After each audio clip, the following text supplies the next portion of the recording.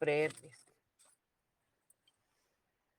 Recording recording on చేశారండి. Krishna madam గారు, ఈరోజు క్లాసు సార్ రాడా?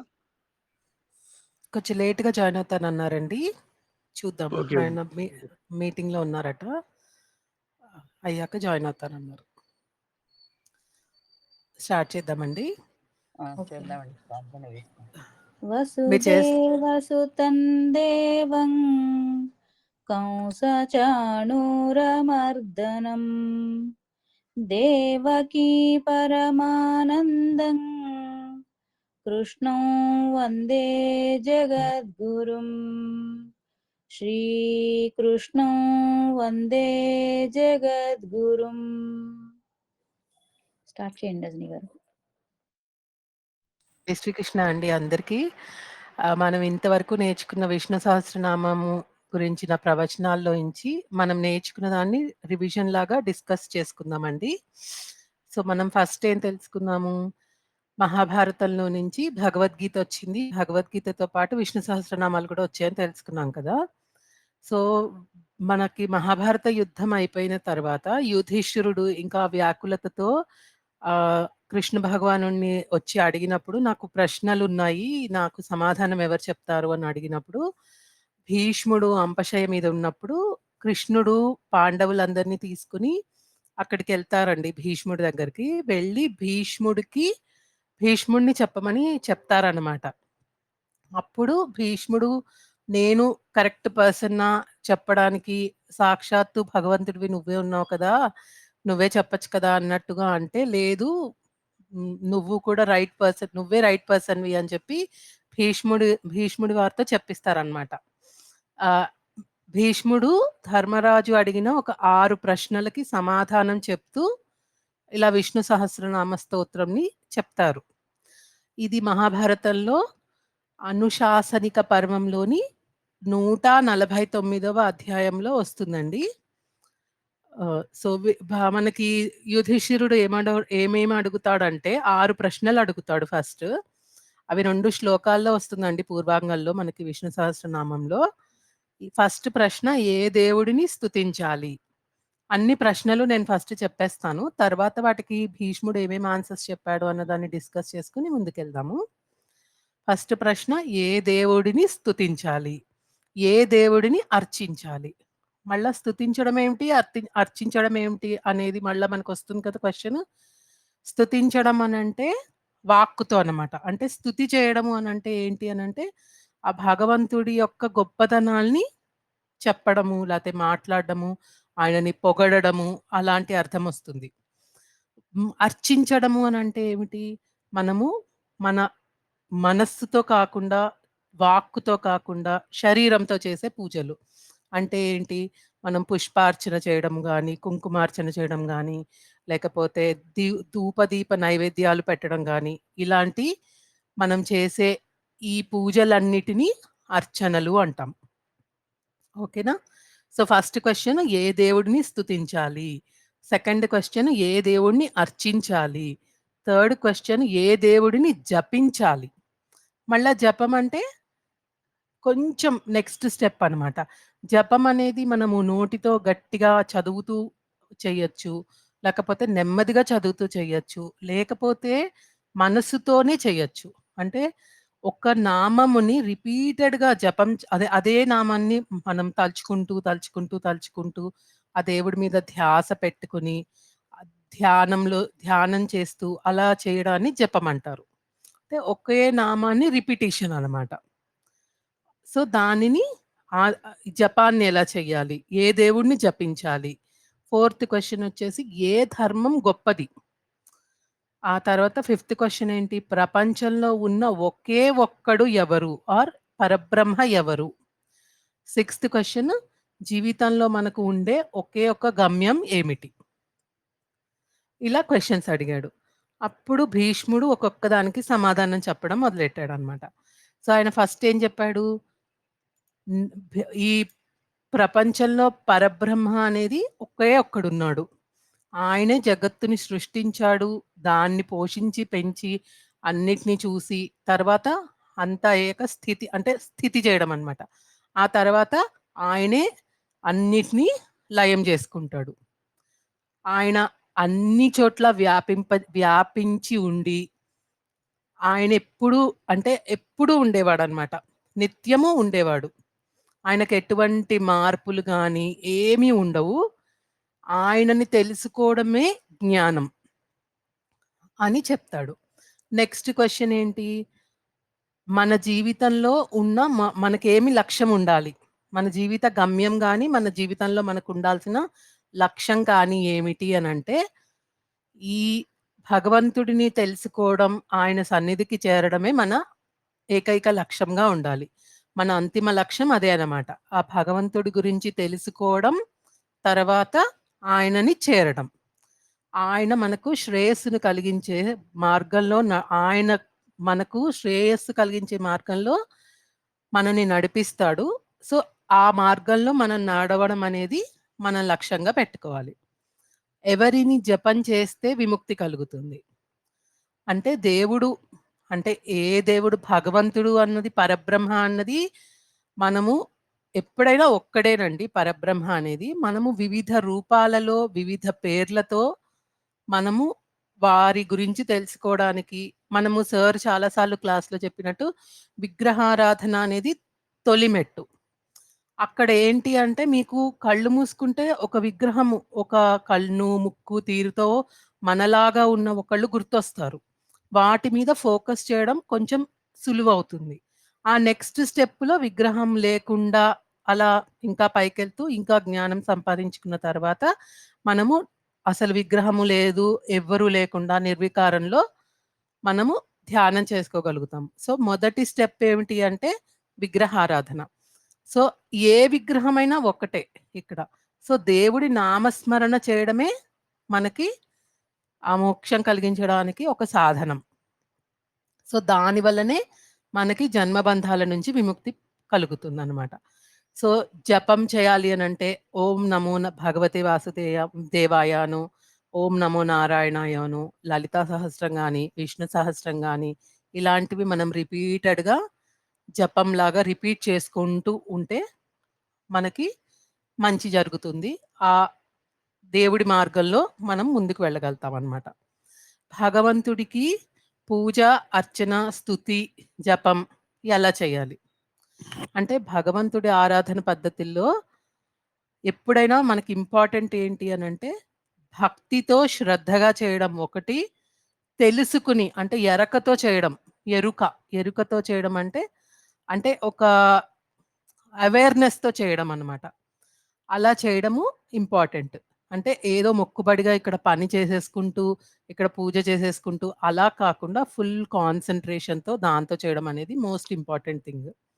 దేహంతో చేసేదాన్ని అర్చన అంటారు. ఇందాక మనం అనుకున్నాం గదా! అర్చనకి స్తుతికి దానికి డిఫరెన్స్ తెలుసుకున్నప్పుడు దేహంతో పూజించేదాన్ని అర్చన అంటారు. అంటే చేత్తో మనము దీపాన్ని వెలిగిస్తాము, ధూపం పెడతాము, నైవేద్యం చేస్తాము. ఇలాంటి వాటిని అన్నిటితో చేయడాన్ని మనము అర్చన అంటాము. స్తోత్రం అంటే ఏంటి?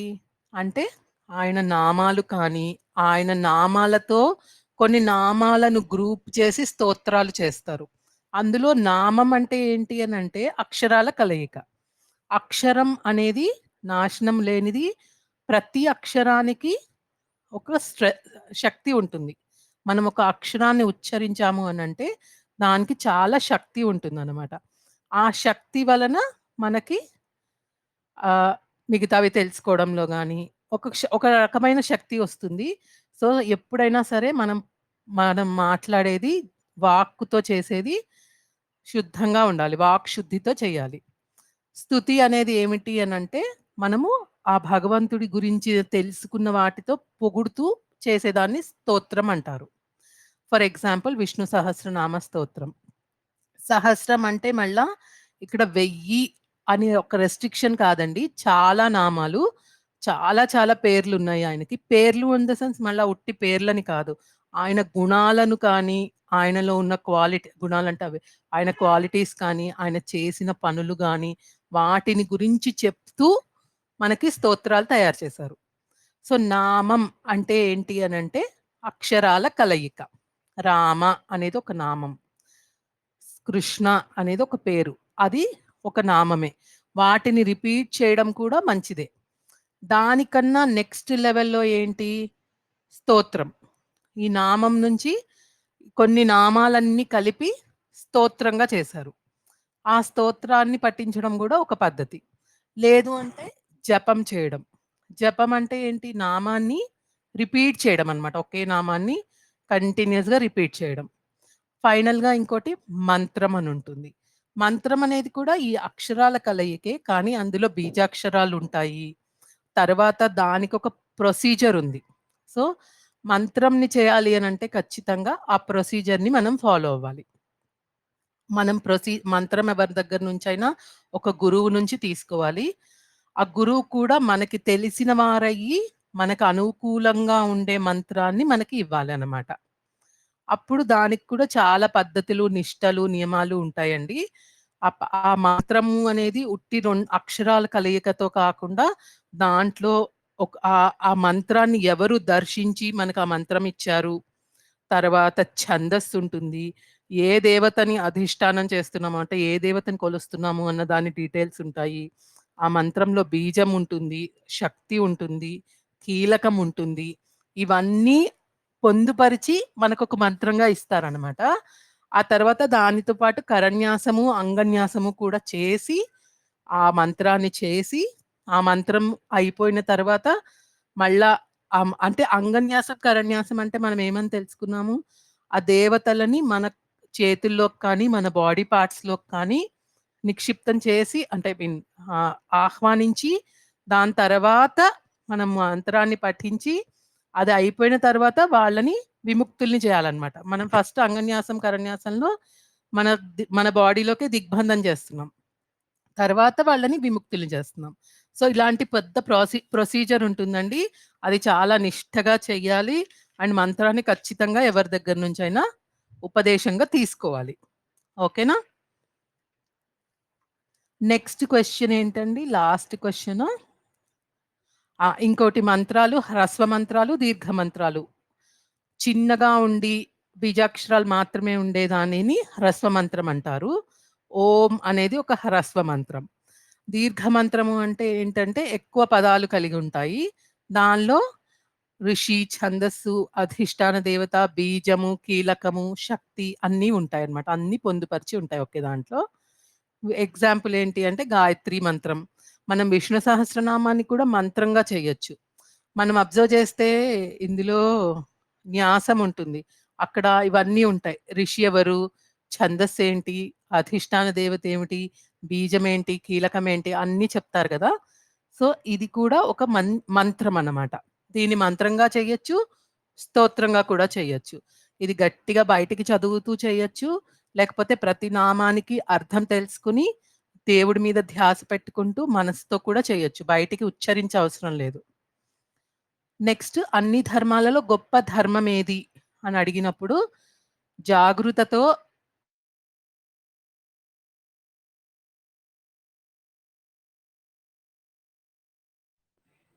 రజనీ మ్యామ్ మీరు మ్యూట్ లోకి వెళ్ళారు మ్యామ్. ఓహ్! సారీ చాలా సేపయిందండి. ఇప్పుడేనా? లేదండి. ఇప్పుడే. ఇప్పుడే మ్యామ్. ఓకే. అదే. ఓకే. ఓకే. థాంక్ యూ అండి.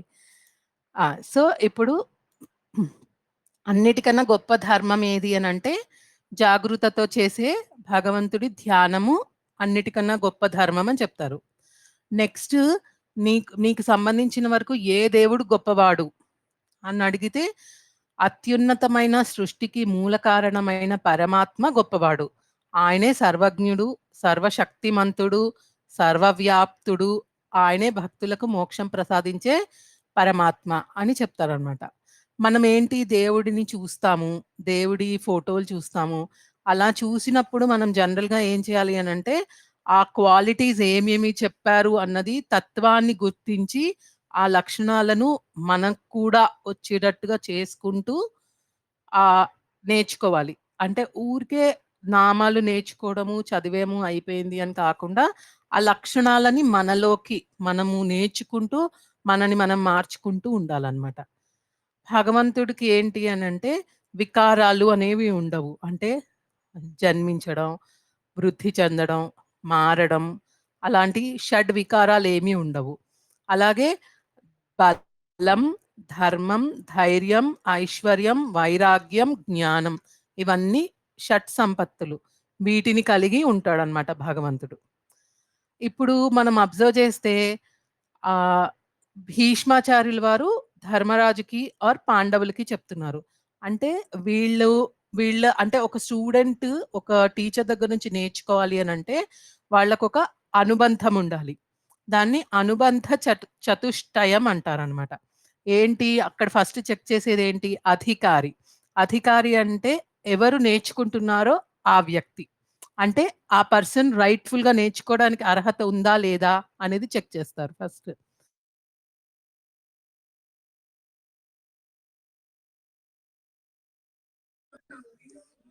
మళ్ళీ మ్యూట్‌లోకెళ్ళిపోయారు మ్యామ్ మీరు. అయ్యో! ఎవరన్నా మ్యూట్ చేస్తున్నారండి? ఎందుకంటే నేనసలు ఆ స్క్రీన్‌లో కూడా లేను. ఓకే. ఫైన్. ఏమో అది ఆటోమేటిక్‌గా అవుతుందేమోనండి. అదే. సో, ఇప్పుడు నెక్స్ట్ లాస్ట్ క్వెషన్ అంటే రజని గారు అనుబంధ వాయిస్ వినిపిస్తుందా అండి? వినపడుతోందండి. నా వాయిస్ రావట్లేదా? వస్తుంది. చెప్పండి. ఓకే. అనుబంధ చతుష్టయం అనేది అవసరమండి. అంటే మనం ఎక్కడి నుంచైతే నేర్చుకుంటున్నామో వాళ్ళకి, మనకి ఒక అనుబంధం ఉండాలనమాట. అది ఏంటి అనంటే 4 పాయింట్స్ కన్సిడర్ చేస్తారు అందులో. ఒకటి నేర్చుకునే వారికి అర్హత ఉందా? లేదా? అన్నది చూస్తారు. నెక్స్ట్ ఏ విషయం గురించి నేర్చుకుంటున్నారు అన్న దాని గురించి చూస్తారు. తర్వాత ప్రయోజనం ఏంటి అన్న దాని గురించి చూస్తారు. తర్వాత సంబంధం ఏంటి అనేది చూస్తారనమాట. సో, ఇప్పుడేంటి అనంటే భగవంతుడి ఆరాధన పద్ధతుల గురించి చెప్తున్నారు మనకి. ఎవరు? భీష్ముడు యుధిష్ఠిరుడికి. ప్రయోజనం ఏంటి? మోక్షాన్ని పొందడం. సంబంధం ఏంటి? భక్తి ద్వారా మోక్షానికి చేరుకోవడం అనమాట. ఈ విషయాలన్నిటిని మనం ఇందులో తెలుసుకుంటున్నాం. ఓకేనా? ఇక్కడి దాకా అంటే ఇది జస్ట్ బ్రీఫ్ ఇంట్రొడక్షను నాకు తెలిసినంత వరకు నేను చెప్పానండి. ఇందులో ఏమన్నా మీకు డౌట్స్ ఉంటే ఏమన్నా చెప్పమంటే చెప్తాను. మళ్ళీ రిపీట్ చేయమన్నా ఏమన్నా కావాలంటే. మేడం లేదు ఇప్పుడు అని ఒకసారి రిపీట్ చేయరా ఇప్పుడు చెప్పిందే? అనుబంధ చతుష్టయమా? అవునండి. అంటే ఇప్పుడు మనం ఒక విద్య నేర్చుకుంటున్నాం అనుకోండి. అక్కడ ఆ విద్య చెప్పడానికి చెప్పే వాళ్ళ దగ్గర నుంచి మనం నేర్చుకుంటున్నాము. సో, మనకు అర్హత ఉందా? లేదా? అనేది ఒకటి గమనించుకోవాలి. తర్వాత మనం ఏ విషయం తెలుసుకుంటున్నాము అన్న దాని గురించి తెలుసుకోవాలి. ఆ విషయం తెలుసుకుంటే మనకొచ్చే ప్రయోజనం ఏంటి అనేది తెలుసుకోవాలి. దీనికి సంబంధం ఏంటి అన్నది కూడా తెలుసుకోవాలనమాట. సో, ఇప్పుడు మనం ఈ విష్ణు సహస్రనామాన్ని నేర్చుకుంటున్నాం గదా! ఎవరికి చెప్తున్నారు? భీష్ముడు యుధిష్ఠిరుడికి చెప్తున్నాడు. సో, భీష్ముడు చెప్పేది యుధిష్ఠిరుడికి. యుధిష్ఠిరుడు ఎలిజిబుల్ అవునా? కాదా? అనేది మనం అంటే ఆలోచించాలి. యుధిష్ఠిరుడు అనేవాడు మనకి తెలుసు కదా! ధర్మరాజు ఎంతో మంచివాడు. ధర్మాన్ని ఖచ్చితంగా పాటించేవాడు. అలాంటి అంటే మంచి నియంత్రణ ఉన్నవాడు. ఇవన్నీ ఎక్స్‌వైజెడ్ క్వాలిటీస్ అన్నీ ఉన్నాయి కాబట్టి, ఆయన అధికారి అంటే ఇందులో అనుబంధ చతుష్టయం అంటే అధికారి, విషయం, ప్రయోజనం, సంబంధం. ఈ 4 యాస్పెక్ట్స్ ఉంటాయి. అధికారి అంటే నేర్చుకునేవాడు. ఆయనకి ఎలిజిబిలిటీ ఉంది. విషయం ఏంటి? ఆయన పరబ్రహ్మ ఎవరు? ఎవరిని పూజించాలి? ఎవరిని అర్చించాలి? ఎవడు అందరికన్నా గొప్ప? ఏ ధర్మం గొప్ప? ఇలాంటి క్వెషన్స్ అడుగుతున్నాడు. అంటే ఆయన భగవంతుడిని ఎలా ఆరాధించాలి అనే పద్ధతుల గురించి తెలుసుకుంటున్నాడు. సో, అది మంచి విషయమే కదా! దాని వలన మనకొచ్చే ప్రయోజనం ఏంటి? మోక్షాన్ని పొందడం. దీనిలో సంబంధం ఏంటి అనంటే, మనం భక్తి ద్వారా మోక్షాన్ని ఎలా చేరుకోవాలి అనేది తెలుసుకుంటున్నాం. గురు శిష్య సంబంధం. గురు శిష్యుడికి సంబంధం ఎలా ఉంది అన్నది చెప్తుందనమాట. అనుబంధ చతుష్టయం. ఓకే అండి. Thank you. మీరెవరన్నా యాడ్ చేస్తారండి? ఏమన్నా పాయింట్స్ నేను మిస్ అయినవి? ఏం లేదండి. అంతేనండి. గురు శిష్య సంబంధమును, మంత్రము అనేది మననం చేసుకునేది. మంత్రం అంటే మననం చేస్తే మనని రక్షించేది మంత్రం. మననాత్ త్రాయతే ఇతి మంత్రః. జపము కానీ అంటూ వాటికి చెప్పండి. చెప్పండి. మీరు చెప్పండి రజని గారు. మీరు చెప్పండి. మంత్రం అంటే వాటికి కొన్ని నియమ నిబంధనలు ఉంటాయండి. అవి ఖచ్చితంగా పాటించాలి. స్తోత్రం గాని, జపం గాని, నామం గాని అవి హైయెస్ట్ లెవెల్ కాదు. అలా అని తీసి పారేయలేమండి. అవి చేయడం అనేది ఫస్ట్ స్టెప్స్, ఇనీషియల్ స్టెప్స్. వాటిలతో స్టార్ట్ చేస్తూ కొత్త అంటే నెక్స్ట్ స్టెప్‌కి నేర్చుకుంటూ ఉండాలి మనం పైకి. అంటే అక్కడే ఆగిపోకుండా. జపము అంటే కూడా జ అంటే జన్మ, పా అంటే పాపములు నశించిపోవడము అన్నమాట. ఆ! జపం అనే దాంట్లో జన్మరాహిత్యం పాపనాశనం. పాపనాశనం. అంటే చెప్పండి ఇప్పుడు మేడం. రజని మేడం ఇప్పుడు ఆ మంత్రం అనేది జపము లాంటిది చేస్తే ఎఫెక్ట్ ఈక్వల్ గా ఉండదా? దేనికండి? జపం చేస్తాము, మంత్రానికి ఈక్వల్ గా ఆ ఎఫెక్ట్ ఉండదా? అవన్నీ జపం అంత కదండి. ఒక మంత్రాన్ని మనము రిపీట్‌గా చేసే దాన్ని జపము అంటున్నాము. స్తోత్రంలాగా చదివేదాన్ని స్తోత్రము అంటున్నాము. మంత్రాన్నే మనము జపంలాగా రిపీట్‌గా జపంగా 1000 కానీ సార్లని, 108 సార్లని మనం చేస్తూ ఉన్నాము. మంత్రమే జపము. ఆ, ఆ జపం అలా ఎలా చేయాలి? మా అంటే మంత్రం అలా ఎలా కాదండి. చేయాలి? ఇప్పుడు మంత్రం అంటే మనం తీసుకుంటాం గురువు గారి దగ్గర నుంచి. ఆ ఇప్పుడు మంత్రమే ఏదో జపం. రామనామం అట్లా ఒక జపం చేసుకోవాలి అనుకోండి, చేసుకుంటాము రోజుకి 1000 2000. అవును. దానికి అంటే దీనికి డిఫరెన్స్ ఎఫెక్ట్ ఏముంటుంది అని. మీరు ఆ ఎఫెక్ట్ రామనామం చేసేటప్పుడు మీరు ఏ గురువుగారి దగ్గరైతే తీసుకున్నారో, ఆ గురువు మీకు కరన్యాస, అంగన్యాసాల గురించి చెప్పాలి. దాని గురించి ముందు కొంత వివరణ ఉంటుంది. అది అంతా చేస్తే కానీ మీరు ఆ మంత్రం అనేది జపం చేయటానికి వీల్లేదు. మంత్రం అంటే. అంటే ఇప్పుడు మంత్రం ఊరికే చెయ్యాలి శ్రీరామ్ అంటే. శ్రీరామ్ అనుకునేది అది దానికి ఏమీ ఊరికే లేదా? నామమే అవుతుందండి. అది నామమే అవుతుంది. మంత్రం అవ్వదు, జపము అవ్వదు. ఓకే ఓకే, సారీ, ఆ డిఫరెన్స్ నేను సరిగ్గా చెప్పలేదు మీకు. పర్వాలేదు. నామాన్ని తలుచుకుంటాము ఒక 1000 సార్లు ఏమో, అది తలుచుకోవచ్చండి. దాని దాంట్లో ఎఫెక్ట్. తప్పేం లేదు. మీరు నామం తలుచుకుంటే ఏ నామం తలుచుకున్నా తప్పు లేదు. జపంగా చేస్తే మాత్రం మంత్రం జపంగా చేస్తే మాత్రం నియమ నిష్టలుంటాయి. ఇప్పుడు ఉంటాయి రామనామం కానీ చెప్పుకున్నప్పుడు తప్పేం రిజల్ట్ ఎలా ఉంటుంది? ఇప్పుడు సపోజ్ మనం మామూలుగా మేడం భక్తిగా మనసులో మేడం గారు ధ్యానం చేసుకుంటూ ఒక రామనామాన్ని తలుచుకుంటున్నాము, అప్పుడు అవును. దానికి మనకి ఎఫెక్ట్ ఉంటుంది కదా? ఎఫెక్ట్ ఓం అది ఓం ఏమైనా మేడం ఉంటుందండి. మీరు హలో డిఫరెంట్ గా ఉంటుంది కదండి. ఓం అని చేస్తే డెఫ్ ఓం అని చేర్చినప్పుడు గురువుది గురు శిష్యుల సంబంధం ఉండాలి. అంటే గురువుపదేశం చేస్తున్నప్పుడే ఓం చేర్చుకుంటే ఒకటే పదాన్ని రిపీట్ చేయొచ్చు అని నా ఉద్దేశం. మంత్రంగా చెయ్యాలంటే ఓంకారం పెట్టి చేస్తాము. నామంగా ఆ, చెప్పాలంటే ఓంకారం పెట్టకుండా చెయ్యాలండి. రామ అది రామ అవును. అనుకోవచ్చు. అదే రామ్ ఓం రామ్ అని నమో రామ్ నారాయణ రామ్ రామ్ అంటే అనొచ్చు. మాత్రం ఓం ఓం అనొద్దు. నమో నారాయణ ఓం అంటే మాత్రము గురువు దగ్గర మంత్రం. తీసుకున్న దానికి మాత్రమే చేయటం అవుతుందది. అవునండి అవునండి. విజయలక్ష్మి మనకి గారు 100 మార్కులకి జపం కరెక్ట్. చేస్తే 50 మార్కులు వచ్చినాయి అనుకోండి. For example. అది నామం చదివితే ఒక 30 మార్కులు వచ్చినాయి అనుకోండి. అదే గనక మంత్రం చదివితే 100కి 100 వస్తాయి అన్నట్టు అర్థం చేసుకోండి. ఎక్కువ, తక్కువ అంతే తప్ప కొంచెం ఏదో ఒకటి ఫలం అయితే ఉంటుంది నాకు ఫలితం అర్థమైనంతలో. లేకుండా ఉండదు. ఫలితం లేకుండా ఉండదండి. కాకపోతే ధ్యానానికి ఫలితం ఎక్కువ అమ్మా మేడం గారు, ధ్యానానికి ఫలితం ఎక్కువ. ఇప్పుడు సపోజ్ మాకు గురువు గారు దొరకరు, లేకపోతే మేము నిష్టలతో చెయ్యలేము, ఒక రోజు అవకాశం ఉంటుంది, ఒక రోజు ఉండదు, దానికి నైవేద్యము చేసే అవకాశము లేకపోవచ్చు, అలా వదలకూడదు అంటారు. ఇలాంటివన్నీ ఉన్నప్పుడు ఉట్టి నామాన్నే జపించుకుంటే ఉట్టి నామాన్ని ఏంటి అవుతుంది? జపించుకోవడం ఉత్తమం. ఉత్తమమైన పని ఏమిటంటే నామాన్ని జపించుకొని మనసులో మనం ఆయన్నే పెట్టుకొని ధ్యానం చేసుకుంటూ ఉంటే మనకి మనసు దేవుడి మీద లగ్నం అవ్వటం. ఇవి ఓకే. మంత్రం అది. చేశామంటే మాత్రము నియమ నిష్టలు కంపల్సరిగా ఉండాలి. స్నానము, అవునండి. శుభ్రత, అవును. అవును. పరిశుభ్రమైన ఆసనం ఉండాలి. అంగన్యాస కరన్యాసాలు ఉండాలి. అవును. ఇప్పుడు మీరు మంత్రం తీసుకొని చేయగలుగుతాము అనంటే, అది బెస్ట్ వే అండి. దానికి ఓకే. చెయ్యలేము అన్నప్పుడు మనం ఆల్టర్‌నేటివ్స్ వెతుక్కుంటాం కదా! అవును. ఆల్టర్‌నేటివ్స్ ఏంటి అంటే, హ్మ్. స్తోత్రము, నామము, హ్మ్. జపము. అదే. అదే. వీటిని ఏంటి అనంటే, మనం ఎవరి మీద డిపెండెన్సీ లేకుండా, వాళ్ళు కరెక్ట్ మంత్రం ఇచ్చారా లేదా అన్న డౌట్‌లు అలాంటివి ఏం పెట్టుకోకుండా, హ్యాపీగా హ్మ్. మనం ఉన్న ప్రదేశంలో కూర్చుని, కొంచెం హ్మ్. శుచిగా చేసుకుంటే సరిపోతుంది.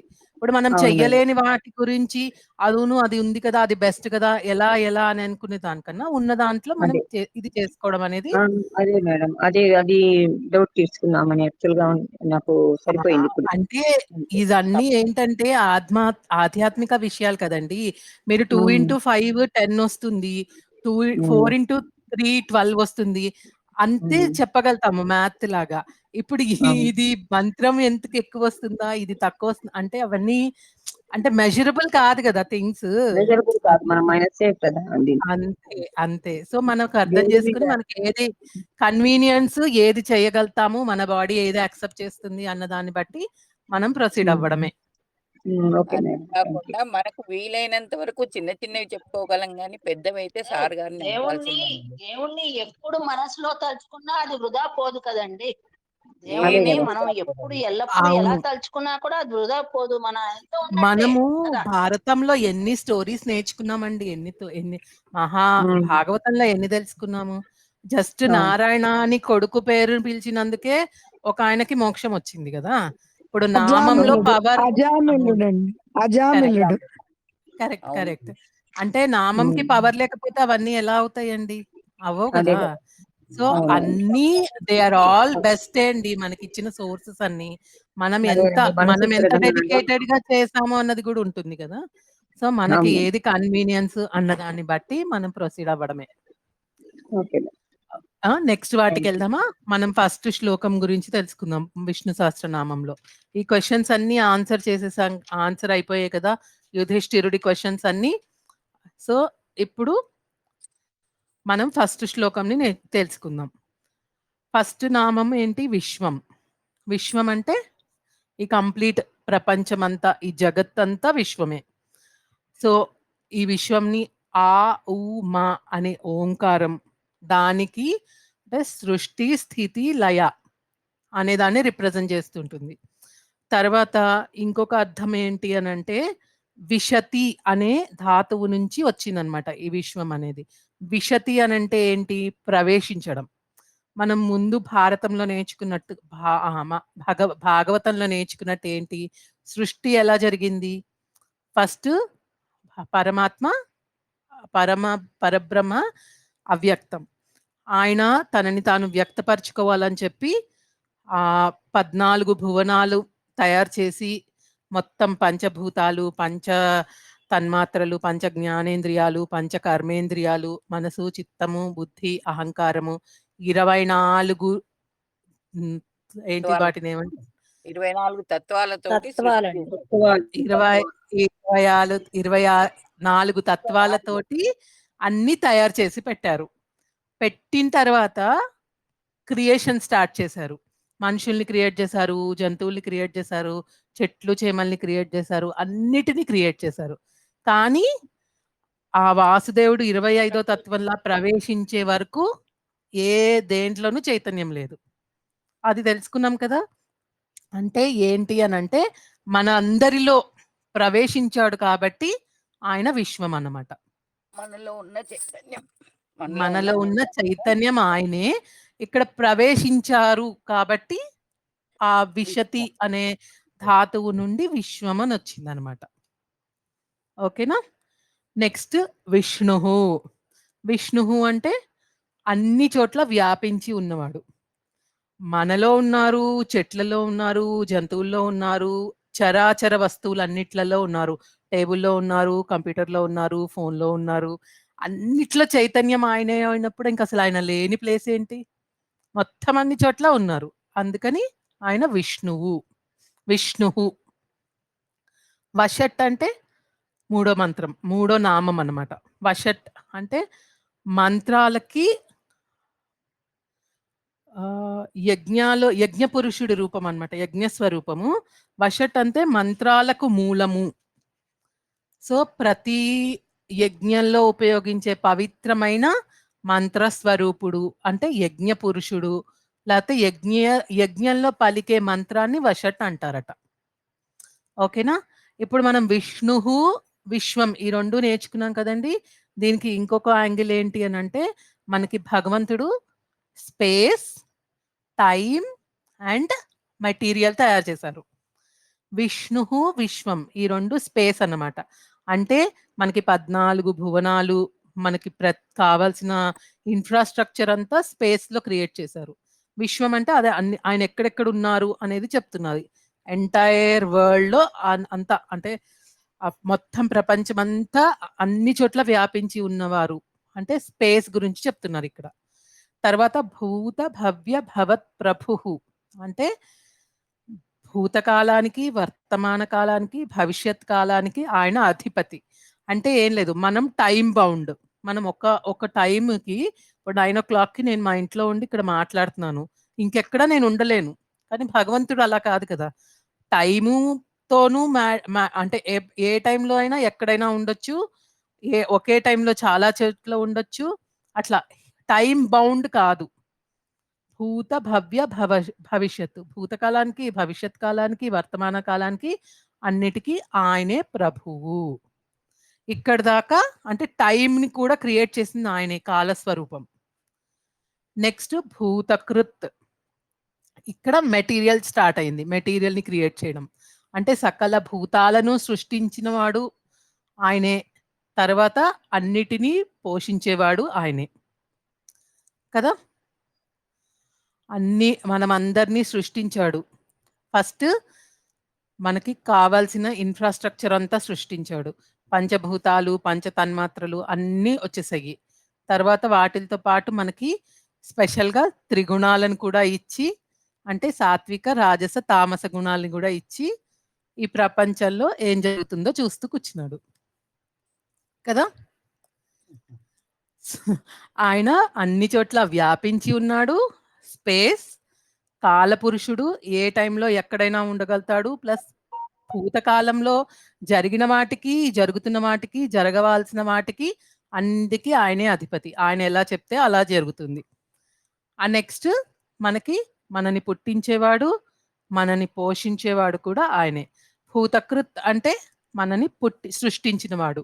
త్రిగుణాలను, పంచభూతాలను ఈ సృష్టిని మొత్తం చేసినవాడు. కాబట్టి భూతకృత్. భూతభృద్ మనకి పుట్టిచ్చేసాడు. తర్వాత మనని పోషిస్తున్నాడు, మనని రక్షిస్తున్నాడు. అన్నీ ఆయనే కదా చేసేది. కాబట్టి భూతభృత్ జీవాలను పోషించడము, సృష్టించడమే కాకుండా ఆయనని అంటే స్థితి చేయడం అన్నమాట. రక్షణ కల్పించడం. తర్వాత మనకి ఏమేం కావాలి అన్నదానికి అన్ని పోషించడం అన్నీ ఆయన పనే. భావః అంటే ఆయన ఉనికి ఆయనే అయినవాడు. ఇంకా వేరే వాళ్ళెవ్వరు ఆయన గురించి ఏమీ చెప్పలేరు. ఆయనే అన్ని చోట్ల ఉన్నాడు. ఆయనే వృక్షాల్లో ఉన్నారు, మనుషుల్లో ఉన్నారు, అన్ని జీవరాశుల్లో ఆయనే ఉన్నారు. కదా! కాబట్టి ఆయన గురించి మనం ఎవ్వరము ఏం చెప్పలేము. ఆయన ఇలా ఉంటాడు, అలా ఉంటాడు, ఇక్కడ ఉంటాడు అని. ఆయన గురించి ఆయనే చెప్పుకుంటాడు. ఆయనే అన్నమాట ఇంకంతే. ఇంకా వేరే ఎవరు వర్ణించలేని ఆయన భావః. తర్వాత భూతాత్మ. భూతాలన్నిటికీ ఆత్మ స్వరూపుడు. సర్వకోటిలో అంతర్యామిగా ఉంటూ ప్రతి జీవంలో ఆయనే ఉన్నాడు. మన శరీరంలో మనము చైతన్యంగా మనం ఏ పని చేస్తున్నా, ఏ పనైనా సరే చేయగలుగుతున్నాం అనంటే అది ఆయన చైతన్యం వల్లనే. సో, ఆయన అందరిలో ఉన్నారు కాబట్టి ప్రతి భూతంలోనూ అంటే భూతం అంటే ఆ భూతాలు కాదు. మన మనుష్యులు గాని, వృక్షాలు గాని ఏమైనా సరే అన్నిట్లో ఉన్నారు కాబట్టి ఆయన భూతాత్మ. అన్ని జీవుల్లో ఉన్నాడు కాబట్టి భూతాత్మ. కరెక్ట్. భూత భావనః. సమస్త ప్రాణులకు ఉనికిని ప్రసాదించేవాడు కూడా ఆయనే. ఆయన ఉనికి ఆయనే కాకుండా మనందరికీ ప్రతి ప్రాణికి ఉనికిని సృష్టించేవాడు, ప్రసాదించేవాడు కూడా ఆయనే. కాబట్టి ఆయన భూత భావనః. సో, భగవంతుడు విశ్వం, విష్ణుః, వషట్కారుడు, భూతభవ్య భవత్ ప్రభుః. తర్వాత భూతకృత్, భూతభృద్, భావుడు, భూత భావనః. భూతాత్మ, భూత భావనః. సో, మొత్తం ఏంటంటే అంత జగత్తుని సృష్టించింది ఆయనే. అన్ని చోట్ల వ్యాప్తి చెంది ఉన్నది ఆయనే. యజ్ఞస్వరూపుడు ఆయనే. కాలస్వరూపుడు ఆయనే. అందరినీ సృష్టించేది ఆయనే, పోషించేది ఆయనే. ఆయన ఉనికి ఆయనే, మన ఉనికి కూడా ఆయనే. ఓకేనా? మనందరిలో భూతాత్మ, ఆత్మస్వరూపుడుగా ఉన్నది కూడా ఆయనే. ఆ చైతన్యం కూడా ఆయనే అన్నమాట. ఆ పరబ్రహ్మే. ఓకేనా అండి? ఇక్కడ ఏమైనా క్వెషన్స్ ఉన్నాయా? వషట్కారుడు అంటే ఒకసారి చెప్పరా మమ్మల్ని? వషట్ అంటేనేమో యజ్ఞంలో మనము యజ్ఞ మంత్రాలను వషట్ అంటారు. యజ్ఞ స్వరూపుడు ఆయన. తర్వాత మనం ఆ హవిస్సు అంటే ఏంటి అంటే, మనం యజ్ఞంలో అర్పిస్తూ ఉంటాం గదండీ! ఆ యజ్ఞాల్లో అర్పించే హవిస్సులని ఆయన స్వీకరిస్తాడనమాట. ఆయనే మన హవిస్సులను స్వీకరించి ఆయన వేద పురుషుడు. ఆ యజ్ఞాలను సంపూర్ణం చేసేది ఆ పరబ్రహ్మ అనమాట. ఓకేనా? వషట్కారః అంటే యజ్ఞ స్వరూపుడు. మనం యజ్ఞంలో ఏవైతే ఇస్తామో అవన్నీ చేరేది ఆయనకే. ఓకేనా? నెక్స్ట్. అమ్మా ఓకే. విశ్వం అంటే మీరేదో చెప్పారు ముందు సృష్టి ఏర్పడింది గాని 25 అక్కడ నాకు అవునండి. అర్థం మనము భాగవతంలో నేర్చుకున్నామండి. ఫస్టు పరబ్రహ్మ అవ్యక్తం అన్నమాట. అంటే ఎవరికీ కనిపించడము ఏమి వ్యక్తపరచుకోలేదు ఆయన. సో, జస్ట్ అలా ప్రపంచమంతా సైలెంట్‌గా ఉంది. ఎవ్వరు ఏమీ లేదు. అంటే మనము మనుషులం లేము, చెట్లు లేవు, ఏమీ లేదు. ఈ ఎర్త్ కానీ అసలు ప్రపంచంలో ఏమీ లేదు. చైతన్యం ఎప్పుడైతే తప్ప ఏమీ లేదు. ఆయన చైతన్యం ఒక్కటే ఉంటుందన్నమాట ఫస్ట్‌లో. ఎప్పుడైతే ఆయన తనకు తానుగా నేను వ్యక్తపరచుకోవాలి అని అనుకుంటారో, అప్పుడు ఏం చేశారంటే, ఆయన శరీరంని 14 అంతస్తుల ఒక ఒక బిల్డింగ్ అనుకోండి. 14 అంతస్తులుగా విభజించి 14 లోకాలను తయారు చేశారు. ఓకేనా? ఆ 14 లోకాలు తయారు చేశాక అంటే మీకు పేర్లు కావాలంటే లోకాల పేర్లు అధోలోకాలు 7, ఊర్ధ్వలోకాలు 7. ఆ! అవును. భూమి, ఓం భువః, సువహ. భువః స్వః సువః మహః మనః జనః సువః తపః. తపః జనః హ్మ్. హ్మ్. పాతాళ సత్యం. లోకము, పాతాళ లోకాలు మిగతావి. అతల, అన్నిటికైనా వితల, సుతల, రసాతల, తలాతల, మహాతల, పాతాళ లోకాలు.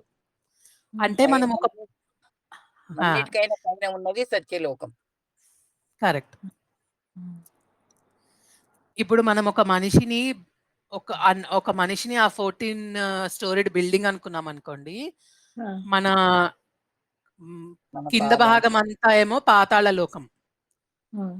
పాతాళ లోకాలు. పై భాగమంతానేమో ఊర్ధ్వలోకాలు. అంటే నాభి నుండి పైకి భూమి వస్తుంది. ఆ పైన భువః వస్తుంది, స్వహ వస్తుంది, మహః వస్తుంది, జనః వస్తుంది, తపః వస్తుంది. అన్నిటికన్నా పైనది సత్యలోకం అన్నమాట. ఇట్లా 14 లోకాలు బిల్డింగ్ లాగా తయారు చేశారు. ఇప్పుడు దీంట్లో ఉండడానికి మనుషుల్ని క్రియేట్ చేయాలి. దానికోసం అని చెప్పి మనుషుల్ని ఎలా తయారు చేశారు? మనకి బ్రహ్మను పంచభూతాలు పంచభూతాలను తయారు చేశారు. తర్వాత పంచ తన్మాత్రలను తయారు చేశారు. అక్కడి నుంచి మనకి పంచ జ్ఞానేంద్రియాలు, పంచ కర్మేంద్రియాలు వచ్చాయి. తర్వాత మనసు, బుద్ధి, చిత్తం, అహంకారం ఈ 4టిని తయారు చేశారు. అంటే మొత్తం 5, 5, 5, 5 20 ప్లస్ బుద్ధి, చిత్తం, అహంకారం, మనసు, 4. బుద్ధి, చిత్తం, అహంకారం 4. ఈ 24 తత్వాలను కూర్చి మనుషులని, జంతువులని అంటే బ్రహ్మని కూడా క్రియేట్ చేశాడనమాట. బ్రహ్మ, విష్ణు, మహేశ్వరులను కూడా పరబ్రహ్మే క్రియేట్ చేసి వాళ్ళకి బ్రహ్మకి సృష్టి చెయ్యి, విష్ణువుకి స్థితి చెయ్యి, మహేశ్వరుడికి లయం చెయ్యి అనే ఒక రోల్స్ ఇచ్చేసాడు. ఆయనలోంచే పుట్టారు వీళ్ళందరూ కూడా. అదంతా ఇన్‌ఫ్రాస్ట్రక్చరు మొత్తం అన్నీ తయారైపోయాక బ్రహ్మని మనుషుల్ని అంటే ఈ వైకృతిక సృష్టిని క్రియేట్ చేయమన్నారు. ఇవంతా ఈ ప్రాకృతిక సృష్టి అంటారనమాట. ఈ పరబ్రహ్మ చేసిన సృష్టిని ప్రాకృతిక సృష్టి అంటారు.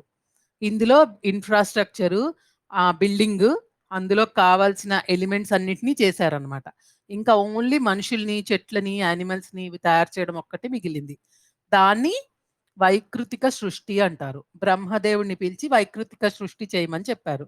అప్పుడు బ్రహ్మదేవుడు ఒక ప్రొసీజర్ ప్రకారం ఫస్ట్ అదేంటి ఎగ్ నుండి వచ్చే వాళ్ళని అట్లా డిఫరెంట్ లేయర్స్‌లో డిఫరెంట్‌గా అన్నిటిని క్రియేట్ చేశారన్నమాట సృష్టిని మొత్తం.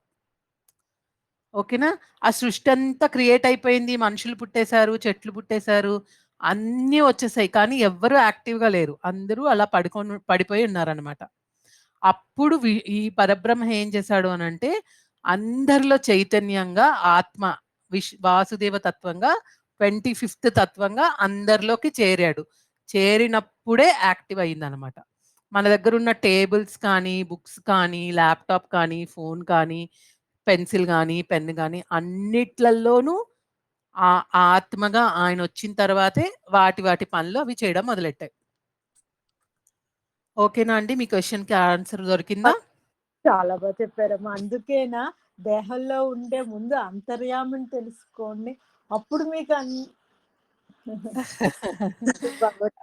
అందుకే కదా వాసుదేవ రూపంలో మనలో ఉన్నది ఆయనే కనుక మనలోనే చూసుకోమని చెప్పాడు. ప్రపంచమంతా మనలోనే ఉంది. ఆ! ఆ! అప్పుడు ప్రపంచం అంతా ఒక విశ్వం అంతా భగవంతుడిలాగే కనిపిస్తది ఇంకా. వేరుగా అంతే. ఉండదు. చాలా లేదు. బాగుందమ్మా. ఓకే. ఓకే అండి. నెక్స్ట్ శ్లోకం చూద్దామా? పూతాత్మా పరమాత్మా చ ముక్తానాం పరమాగతిః అవ్యయః పురుషः సాక్షి క్షేత్రజ్ఞోక్షర ఏవ చ. సో పూతాత్మ అంటే పవిత్రమైన ఆత్మ. మనం అనుకుంటున్నాం గదా! త్రిగుణాలనిచ్చాడు అని. కానీ ఆయన ఈ త్రిగుణాలకి అతీతుడు. ఈ త్రిగుణాలు ఆయన మీద ప్రభావం చూపించవు. ఆయన ప్రకృతిని సృష్టించాడు. ఆ ప్రకృతి వలన మనం ఇన్‌ఫ్లూయెన్స్ అవుతాం గానీ, ఆ భగవంతుడికి ప్రకృతి మీద అంటే అదేమి ఇన్‌ఫ్లూయెన్స్ చేయలేదన్నమాట భగవంతుడిని. అలా త్రిగుణాలకి, ఈ ప్రకృతికి అతీతమైన పవిత్రమైన ఆత్మ కాబట్టి ఆయన పూతాత్మ. అందుకే మనము గుడిలో కూడా 3 సార్లు ప్రదక్షిణం చేస్తాం. అంటే ఏంటి? ఒక్కసారి సాత్విక గుణం పోవాలి, రాజస గుణం పోవాలి, తామస గుణం పోవాలి. మనం ఏమనుకుంటాము? తామస, రాజస గుణాలు పోయి సాత్విక గుణం మనకి చాలా ఉంటే చాలు బావుంటుంది అనుకుంటాం. అసలు ఏ గుణాలు ఉండకుండా ఉండడమే మనం అలవరుచుకోవాల్సింది. అంటే మనం ఫైనల్‌గా చేరాల్సిందనమాట. సో, ఈ 3 ప్రదక్షిణలు చేసి ఆ గుణాతీతుడైన భగవంతుడికి మాకు కూడా గుణాతీతంగా చేయమని వేడుకుంటాం. ఓకేనా? నెక్స్ట్ పరమాత్మాచ అంటే ఆయన ఏంటి? పూతాత్మ ఒక్కటే కాదు. అంటే పవిత్రమైన ఆత్మ ఒక్కటే కాదు. ఉత్కృష్టమైన ఆత్మ కూడా ఆయనే. అందరిలో ఉన్నది శాశ్వతంగా ఉండేది. మనం ఉన్నా లేకపోయినా మనకన్నా ఈ ప్రపంచం ఉన్నా లేకపోయినా అంతకన్నా ముందు నుంచి మనమందరం ఉన్నా లేకపోయినా తర్వాత కూడా ఉండేది ఆయనే. కాబట్టి ఆయన పరమాత్మ. ఓకేనా? సో, ఆయనేంటంటే సత్యస్వరూపం. అంటే సత్యం అనేది ఏమిటి అనంటే ఎప్పటికీ మార్పు చెందనిది సత్యం. సో, ఆయన ఆ మార్పు చెందుడు మనకి ముక్తిని ప్రసాదించే ఆయన కాబట్టి ఆయన పరమాత్మ. ముక్తానాం పరమాగతిః అంటే ముక్తి చెందిన వారు చేరవలసిన గమ్యస్థానం ఆయన. కాబట్టి ఆయన ముక్తానాం పరమాగతిః అంటే ఆయనే అల్టిమేట్ డెస్టినేషన్ అన్నమాట మనందరికి. మనం ఏమి కోరుకున్నా అక్కడికి చేరాలి అని కోరుకోవడం అనేది మనం చేయాల్సినది. అవ్యయః అంటే నాశనం లేనివాడు. అంటే ఎటువంటి నాశనము, వినాశనము, క్షీణించడము ఎప్పుడు ఎలా ఉంటే అలానే ఉంటారనమాట. No change. వ్యయం అంటే ఖర్చు గూడా. బట్ అవ్యయం. ఖర్చు కూడా లేదు. నశించడం లేదు. క్షీణించడం లేదు. ఎప్పుడు నిత్యంగా అలా ఉండి మార్పు లేకుండా ఉండేవారు ఆ పరబ్రహ్మ. ఓకేనా? పురుషః. పురుషః అంటే నవద్వారాలు కలిగిన ఒక పురము యందు అంటే శరీరం యందు ఉండేవాడు. అంటే మనలో ఆత్మగా ఆయనే కదా ఉన్నారు. కాబట్టి ఆయన పురుషః. మన దేహం పురి. అందులో ఉన్నది ఆయన. కాబట్టి ఆ పరబ్రహ్మ పురుషః. ఇంకా దానికి వేరే వేరే మీనింగ్స్ కూడా ఉన్నాయండి. పురుషః అంటే సృష్టికి ముందు నుంచి ఉన్నవారు. ఎప్పుడూ ఉండేవారు. ఎటువంటి మార్పు చెందనివాడు. తర్వాత పరిపూర్ణతను సూచించే ఒక అర్థం కూడా ఉందండి. పరిపూర్ణమైన వాడు అని అర్థం. పురువు అంటే గొప్పవాడు అని. తర్వాత ఆయన లయకారుడు గూడా. అంటే సృష్టి, స్థితి చేయడం కాకుండా అందరిని లయం చేసుకొని తర్వాత మళ్ళీ రీక్రియేట్ చేసేవాళ్ళు కూడా ఆ పరబ్రహ్మే. సాక్షి అంటే సమస్తాన్ని దర్శిస్తూ ఉండేవాడు. భగవంతుడు ఏం చేస్తాడు, మనం ఏమేం చేస్తున్నాము అన్నదాన్ని అన్నిటిని రికార్డ్ చేస్తాడు. మనం కళ్ళు మూసుకొని ఏమన్నా తప్పు చేసినా గానీ ఏం కాదులే అనుకుంటాం గానీ, ఆయన అన్నీ అవి గమనిస్తూ రికార్డ్ చేసుకుంటూ ఉంటారనమాట. తర్వాత ఆయన మెయిన్‌గా చేసేది ఏంటి అనంటే, మనం ఏం చేస్తున్నా చూస్తూ ఉండి, తర్వాత మనకి ఏ కర్మ ఫలాన్ని ఇవ్వాలో ఆ కర్మ ఫలాన్ని అందిస్తూ ఉంటారు. అంటే మన పాప పుణ్యాలన్నిటిని లెక్క చేసి, మనకి ఏ పాపం ఎంత పాపమొచ్చింది, ఎంత పుణ్యమొచ్చింది, ఏం పాపానికి తగ్గనవి ఏమివ్వాలి, పుణ్యాలకు తగ్గట్టుగా ఏమివ్వాలి అనేవన్నీ చూస్తూ ఉంటారు. మన మనస్సాక్షి కూడా ఆయనే కదండీ! మనలో ఉన్నారు ఆత్మగా. సో, మన మనస్సాక్షి కూడా ఆ పరబ్రహ్మే. ఇంకా నెక్స్ట్ క్షేత్రజ్ఞః. క్షేత్రం అంటే శరీరం అని తెలుసుకున్నాం గదా! క్షేత్రం అంటే శరీరం, మన బాడీ, ఇంద్రియాలు, మనసు, బుద్ధి. సో, ఈ క్షేత్రం గురించి తెలిసినవాడు, ఈ క్షేత్రంలో ఆత్మగా ఉన్నవాడు కాబట్టి ఆయన క్షేత్రజ్ఞః. సో, ఆ పరమాత్మ క్షేత్రజ్ఞుడు. మన శరీరం గురించి మొత్తం తెలుసు.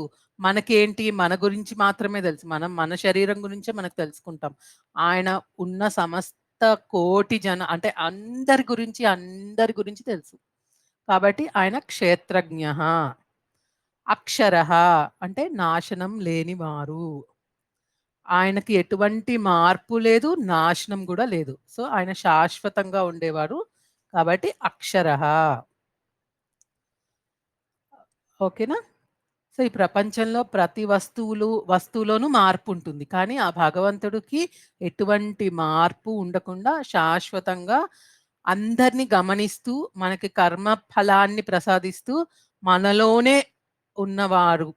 అండ్ ముక్తి చెందాలి అనుకునే వాళ్ళకి ఆయనే పరమాగతి. అంటే డెస్టినేషన్ ఆయనే.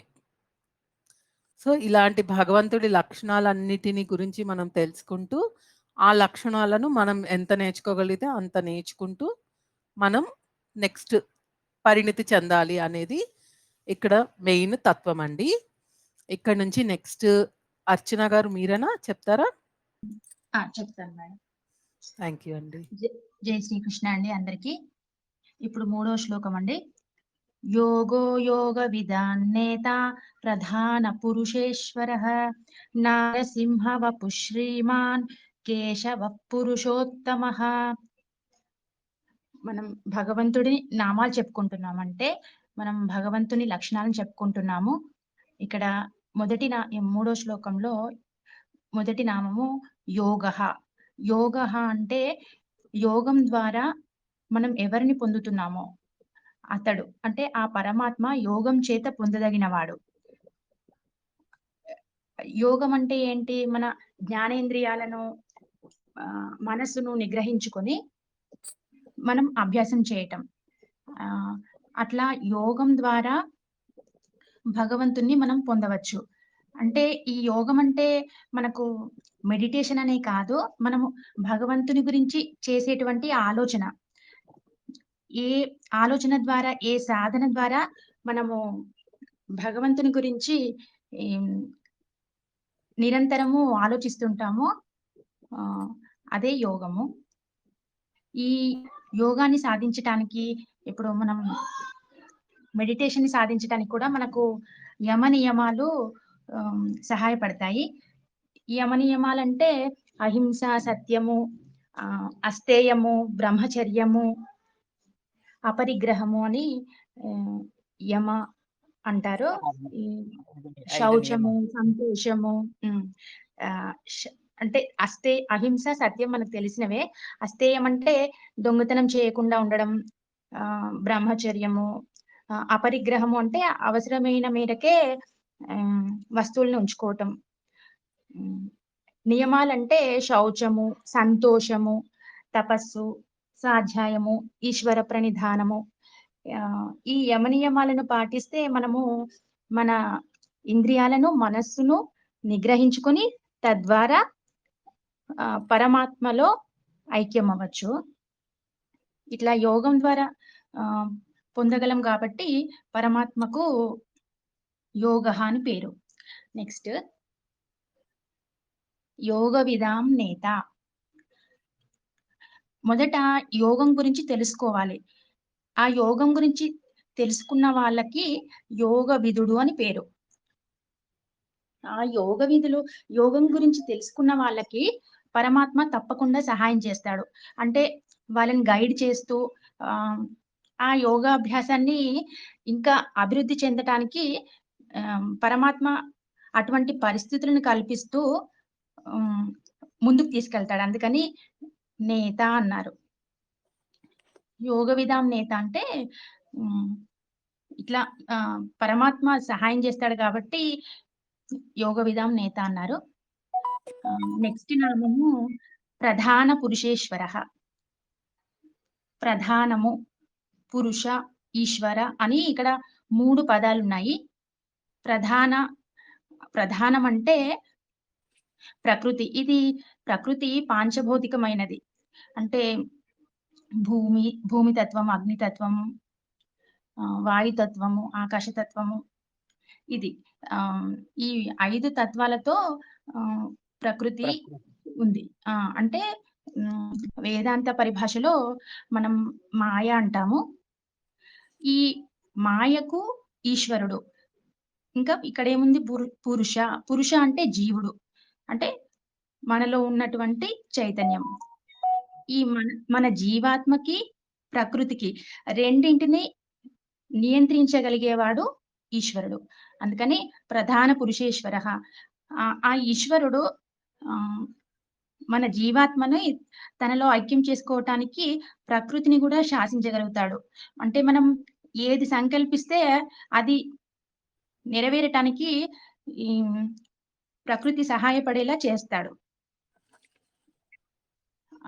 ఈ ప్రకృతిలో ఉంటూ మనము ప్రకృతి శక్తులను, అంటే మనం మాయా శక్తిని అధిగమించి మనం పరమాత్మను చేరుకోవాలి. అందుకే మనం ఏదైతే సంకల్పిస్తామో దానికి ప్రకృతి కూడా మనకి సహాయం చేస్తుంది. దానివల్ల మనము భగవంతుడిని తొందరగా చేరుకోగలుగుతాం. అట్లా ప్రకృతి సహాయపడడానికి కూడా కారణము భగవంతుడు అన్నట్లు. ఓకే. ప్రధాన పురుషుడు అనేది ఆయన. అంటే ప్రధానానికి పురుషుడికి ఈశ్వరుడు, ప్రకృతికి జీవాత్మకు ఈశ్వరుడు. నెక్స్ట్ నామం నారసింహ వపుహు. అంటే వపుహు అంటే మనకి శరీరం అని అర్థం సంస్కృత భాషలో. నరసింహ శరీరం కలవాడు. మనకు ప్రహ్లాద చరిత్రలో మనకు అందరికీ తెలిసిన విషయమే. చిన్నపిల్లాడైనా కూడా ప్రహ్లాదుడు ఆర్తితో ప్రార్థిస్తే తనకు సహాయం చేసిన వాడు. అంటే ఎవరైతే తనని ప్రేమిస్తారో, తనని ప్రేమించి తన కోసం ప్రయత్నం చేస్తారో వాళ్ళని రక్షిస్తాడు. ఆపదల నుండి రక్షించేవాడన్న అర్థంలో ఈ నారసింహ వపుహు అనే నామాన్ని మనం అర్థం చేసుకోవాలి. మనకున్నటువంటి అతిపెద్ద ఆపద సంసారం. ఈ సంసారంలో మునిగిపోకుండా ఎవరైతే ఆర్తితో ప్రార్థిస్తారో వాళ్ళకి తప్పకుండా సహాయం చేసేటువంటి వాడు కాబట్టి నారసింహ వపుహు. నెక్స్ట్ శ్రీమాన్. శ్రీమాన్ అంటే ఎవరి వక్షస్థలంలో లక్ష్మీదేవి నివాసం ఉంటుందో అని అర్థం చేసుకోవాలి. అంటే భగవంతుడు వక్షస్థలంలో లక్ష్మీదేవి ఉంటుంది అంటే, లక్ష్మీదేవి అంటే మనము సంపదలు అని అర్థం చేసుకోవాలి. సంపద అంటే మనకు ఇంతకుముందు రజని మేడం చెప్పారు, ధర్మము, ధైర్యము, జ్ఞానము, రాగము, ఐశ్వర్యము అనే ఈ 6 సంపదలు. ఈ 6 సంపదల రూపమైన లక్ష్మీదేవిని తన వక్షస్థలంలో ఉంచుకున్నవాడు అంటే అంతటి గొప్పవాడు అని అర్థం చేసుకోవాలి. ఇంకో అర్థము సుందరమైన రూపం కలవాడు అని ఇంకొక అర్థము. అందుకని శ్రీమాన్ అన్నారు. నెక్స్ట్ కేశవ. కేశవ అన్నదానికి మనకు చాలా రకాల అర్థాలు ఉన్నాయి. మొదటి అర్థము అందమైన కేశములు కలవాడు. అంటే శ్రీకృష్ణ అవతారంలో కూడా అతని అతని కేశంలో నుండి కిరణాలు వస్తుండేవి. అంటే అందరినీ ఆకట్టుకునేవాడు. ఆ కేశముల ద్వారా వచ్చే కిరణాల ద్వారా ఒక ఆనందం కలుగుతుందంట. అంటే అంత సుందరమైన రూపము అన్నట్టుగా ఈ మొదటి అర్థం చెప్తుంది. ఇంకొక అర్థము అంటే కహ అంటే ఇప్పుడు కేశవలో మనకు క, ఆ, ఈశ అని విడగొట్టుకోవాలి.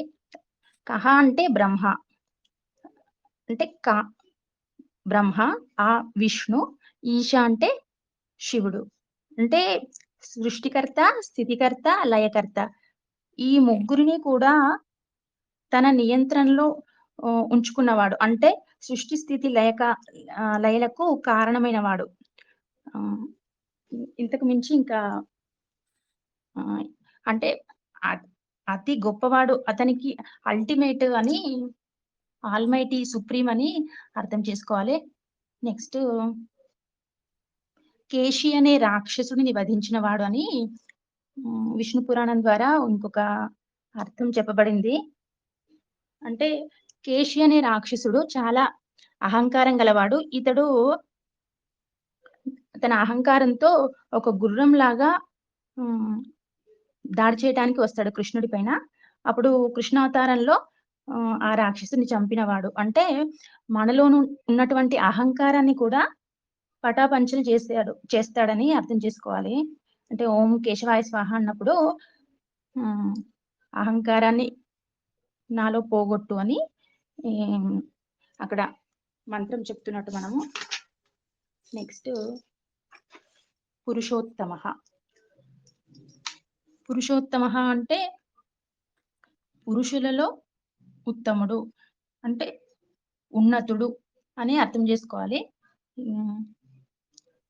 ఇక్కడ భగవద్గీత శ్లోకం ఒకటి చెప్పారు, యస్మాత్క్షరమతీతోహం అక్షరాదపి చోత్తమ అని. అంటే ఇక్కడ క్షరమైన వాటికి, అక్షరమైనటువంటి వాటికి అన్నింటికన్నా అతీతుడు. క్షరములు అంటే నాశనం అయ్యేవి, అక్షరము అంటే నాశనం కానటువంటివి. అంటే ప్రకృతి శక్తులు, యోగమాయ ఏవైతే సత్వ రజస్తమో గుణములతో కూడినవో అవే అక్షరములు అనబడతాయి. ఇవన్నీ జడమైనవి. క్షరము అక్షరములకు కూడా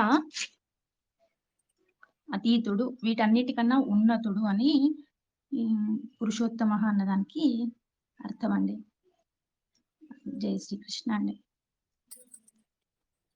నెక్స్ట్ ఎవరు చెప్తారు? రాధికమ్మ. జై శ్రీకృష్ణ అండి. ఇంకొక శ్లోకం, ఇదొక్క శ్లోకం చెప్పుకొని మనం ఆపుకుందామండి వాళ్ళ రివిజన్. నెక్స్ట్ మీనింగ్ సర్వహ. సర్వహ అంటే సమస్తమును తానే అయినవాడు, సర్వత్రా వ్యాపించి ఉన్నవాడు. అంటే భగవంతుడు ప్రపంచమంతా వ్యాపించి ఉన్నాడు, ప్రతి అణువులో, బ్రహ్మాండంలో, అన్ని ప్రదేశాల్లో. అంటే ఆయన లేని ప్లేస్ అంటూ లేదు, ప్రతి వస్తువులోనూ ఆయన వ్యాపించి ఉన్నాడు. సర్వహ అంటే ఆయన సమస్తము ఎరిగినవాడు. భగవంతుడు సర్వజ్ఞుడు, అన్ని కాలాలలో, అన్ని టైంలో, అన్ని గత, వర్తమానం, భవిష్యత్తు, అన్ని కాలాలలో ఏది జరుగుతుందో ప్రతిదీ ఆయనకి తెలుసు. ఏది తెలియని విషయం అంటూ ఏది లేదు. అట్లాగే సర్వహ, కార్యాలను నిర్వహించేవాడు భగవంతుడు. ఏమేంటివి? సృష్టి, స్థితి, లయ, ఈ 3 కార్యాలను నిర్వహించేవాడు. ఈ ప్రపంచంలోని అన్ని చైతన్యమైనటువంటి జడ వస్తువులు అన్ని తన సంకల్ప బలంతో నడిపేవాడు భగవంతుడు. ఆ భగవంతుడు అనుగ్రహం వల్లే ఇవన్నీ జరుగుతాయి. సర్వహ అన్ని గుణాలని కలిగిన వాడు భగవంతుడు. సగుణ స్వరూపుడు, నిర్గుణ స్వరూపుడు, 2 ఆయనే. మనం ఏ విధంగా పూజించినా ఆయనకే చేరతాయి అన్నమాట. సర్వహ. సర్వహ అంటే అన్ని చోట్ల ఉన్నవాడు, అన్ని తెలిసినవాడు, అన్ని కార్యాలని నిర్వహించేవాడు, అన్ని గుణాలని కలిగిన ఉన్నవాడు, అన్ని తానై ఉన్నవాడు. సర్వహ. నెక్స్ట్ శర్వహ. శర్వహ అంటే సకల జీవులని సంహరింపచేసేవాడు. అంటే ప్రళయ సమయంలో రుద్రునిగా మారి సమస్త జగత్తుని తనలోనే లయం చేసుకొని భక్తుల్ని ఆ టైంలో సంరక్షించేవాడు అని అక్కడ మీనింగ్ అన్నమాట. అంటే మంగళకారి, శుభస్వరూపుడు, మన పాప కర్మాలన్నీ తొలగించి భక్తుల్ని మోక్షానికి నడిపించేవాడు. శర్వః అంటే నాశనకర్త మాత్రమే కాదు, శుభం కూడా ప్రసాదించేవాడు. నెక్స్ట్ శివః అంటే శాశ్వతుడు. అంటే భగవంతుడు మారని, జన్మ మరణాలకు అతీతమైనటువంటి వాడు ఆయన. కాలాన్ని అధిగమించేవాడు. సృష్టికి ముందు కూడా ఉన్నాడు, తర్వాత కూడా ఉన్నాడు. అనంతమైన వాడు. అంత సత్యం ఏ విధంగా అయితే ఎప్పుడూ మారదో అలాగే భగవంతుడు ఎప్పుడూ అలాగే ఉంటాడు, నశించని వాడు. శివః అంటే మళ్ళీ మంగళకారి, శుభప్రదుడు అనే అర్థం కూడా ఉంటుంది. అంటే భక్తుల యొక్క పాపాలను పోగొట్టి వారికి శాంతిని ప్రసాదించేవాడు. శివః కరుణామయుడు, భక్తుల పట్ల అనురాగాన్ని కలిగి ఉన్నవాడు, దయాసింధువు, ఎవరైతే శరణాగతిని వస్తాడో వాళ్ళని రక్షించేవాడు. శివః మోక్షప్రదాయకుడు. సో శివః అంటే శాశ్వతుడు, శాశ్వతమైన మారని భగవంతుడు, శుభాన్ని ప్రసాదించే మంగళమయుడు, భక్తులని రక్షించే కరుణామయుడు, పరమ జ్ఞానాన్ని మనకు ప్రసాదించి మోక్ష మార్గాన్ని చూపించేవాడు. శివః అంటే నిత్యమైన మంగళమైన భక్తులకి శరణ ఇచ్చే పరమేశ్వరుడు. నెక్స్ట్ స్థాణుహు అంటే స్థిరమైన వాడు, అపరివర్తనీయుడు అంటే చేంజ్ లేనివాడు. భగవంతుడు మారనివాడు. ప్రపంచంలో అన్ని మారిపోతుంటాయి, మనుషులు, జీవులు, ప్రకృతి, కాలం, కానీ భగవంతుడు మాత్రం ఎప్పుడు యథాశక్తిగా అలాగే స్థిరంగా ఉంటాడు. అవినాశి, అజరామరం, నిత్యమైన శక్తి భగవంతుడు మనందరినీ ఎప్పుడూ నడిపిస్తూనే ఉంటుంది. సృష్టికి ఆధారం కూడా భగవంతుడు. ఈ జగత్తు తనలో నుంచే సృష్టిస్తాడు, తనలోనే కలుపుకుంటాడు. ప్రపంచం అంతా అభివృద్ధి చెందుతూ ఉంటుంది, మారిపోతుంటుంది, కానీ భగవంతుడు మాత్రం శాశ్వతంగా అలాగే ఉంటాడు ఎప్పుడు. ఈ భగవంతుడే ఈ విశ్వానికి అసలు మూలము. ఎప్పుడు జగత్తు సాక్షిగా ఉంటాడు. ఇప్పుడు ఒక చెట్టును తీసుకున్నాం అనుకోండి, దానిలో ఎన్నో రకాల మార్పులు వస్తుంటాయి. ఎట్లా ఆకులు రాలిపోతాయి, కొత్త ఆకులు వస్తాయి, కానీ చెట్టు మాత్రం ఏ విధంగా అయితే స్థిరంగా ఉంటుందో అలాగే భగవంతుడు కాలచక్రంలో ఎన్ని మార్పులు జరిగినా ఆయన మాత్రం మార్పు చెందడు, అచంచలుడు. అందుకే అచంచలుడు కాబట్టి ఆయన స్థాణుహు, స్థిరమైన వాడు. భూతాదిహి, భూతములకు ఆది కారణమైన వాడు, అంటే భూతములన్నిటికంటే ముందు ఉన్నవాడు, అనాదిగా ఉన్నవాడు, శాశ్వతుడు. భూతాలన్నిటికీ మూల కారణమైన వాడు ఎవరు? సృష్టికర్త. నెక్స్ట్ అవ్యయ నిధిహి, భగవంతుడు మనకు లభించే అవ్యయ నిధిహి అంటే ఎప్పటికీ తగ్గని సంపద, నశించని సంపద. అవ్యయ అంటే నశించనిది, మారనిది, నిర్వికారమైనది. వ్యయము అంటే ఖర్చు అయిపోయేది, అవ్యయ అంటే ఖర్చు కానది. సో భగవంతుడు అవ్యయ నిధిహి అంటే అపారమైనటువంటి ఐశ్వర్యాలు ఇచ్చేటువంటి వాడు అని. ఐశ్వర్యాలు అంటే ఐశ్వర్యాలతో పాటు అనంతమైన శక్తి, జ్ఞానం, ఆనందం, అన్ని ప్రతిదీ మనకి ఆ భగవంతుడి మహిమ వల్ల వస్తుంది. సో భగవంతుడు అవ్యయ నిధిహి. నెక్స్ట్ సంభవ అంటే వివిధ అవతారాలని ఎత్తినవాడు, అంటే సముచిత సమయంలో, అంటే భక్తులకి ఎప్పుడైతే ఆపద వస్తుందో, భూమి మీద ఎప్పుడైతే పాపం పెరిగిపోతుందో ఆ టైంలో ఆయన ఉద్భవించి ఈ ధర్మరక్షణ స్థాపిస్తాడు అని మీనింగ్ అన్నమాట. సంభవ, వివిధ అవతారాలను ఎత్తినవాడు, సముచిత సమయంలో అవతరించేవాడు. మనకి భగవద్గీతలో శ్లోకం ఉంది కదండి, యదా యదా హి ధర్మస్య గ్లానిర్భవతి భారత అభ్యుత్థానమ ధర్మస్య తదాత్మానం సృజామ్యహం. దాంట్లో ఆయన అదే చెప్తారు కదా, ఎప్పుడైతే అధర్మం పెరిగిపోతుందో అప్పుడు నేను రక్షించడానికి అవతారం ఎత్తుతానని. సేమ్ అదే సంభవ.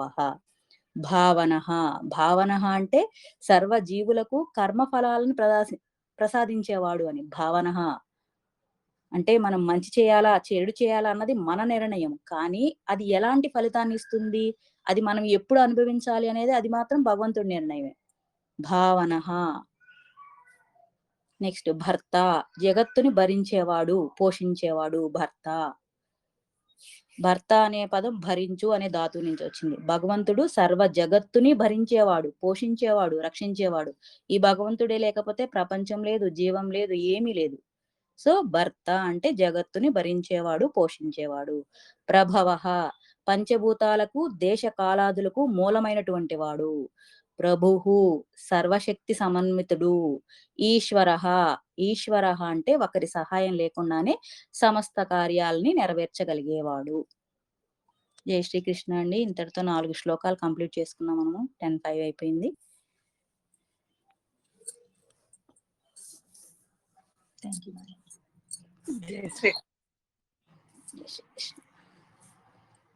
రజనీ గారు క్లోజ్ చేద్దామని. చాలా బ్యూటిఫుల్ గా చెప్పారు.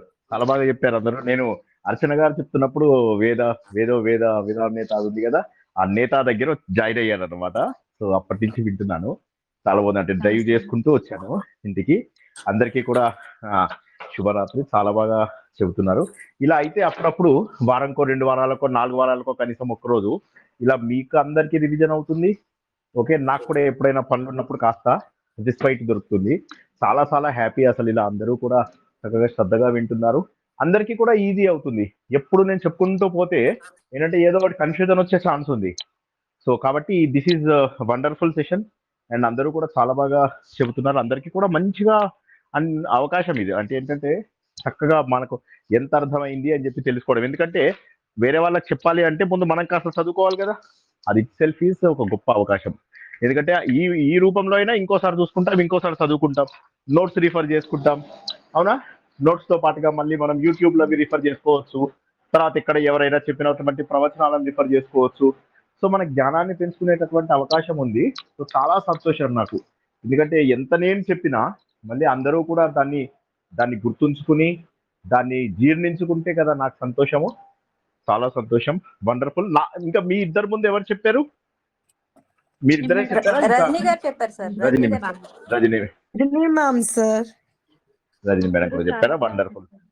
చాలా ఓకే ఓకే, వెరీ హ్యాపీ. బాగా చెప్పారంటే నాకు చాలా వండర్ఫుల్ వండర్ఫుల్ వండర్ఫుల్. రజనీ గారు కూడా చాలా బాగా చెప్పారు. అది కార్డు చేశారు కదా, చక్కగా వింటానులేండి. ఇప్పుడు వచ్చేసాను, ఇంటికి వచ్చేసాను.